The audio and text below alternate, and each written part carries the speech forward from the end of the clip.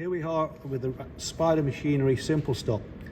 We've got a number of screens here, this being the home screen with the dimensions of 2500 on, the enable, the disable, the reset and the home function buttons, which we've talked about in another video.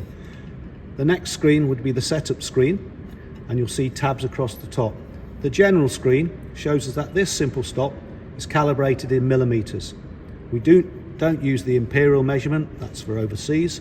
And then we'll come across here and you'll see three radio buttons spoke about in the other video: the Simple Stop function, the offset function and the increment function.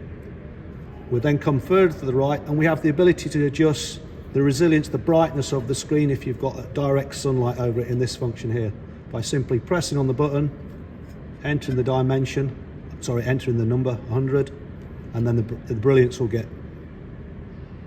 greater.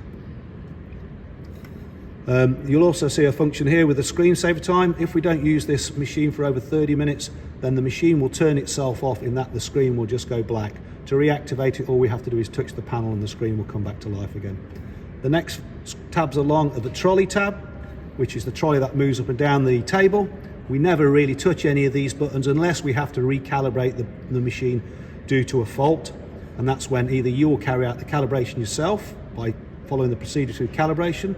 Otherwise, you can go to www.spida.com and there's a recalibration video on there, and then it will prompt you to change the minimum and the maximum distances and the home position, and also then the pulses. Moving one tab further along, we've got the tuning button. This is how this machine has been set up with these parameters. You're not to touch any of these. Again, on the same as with the diagnostic, these are the parameters set up with this machine, so not to touch any of those. And then to go back to the home screen,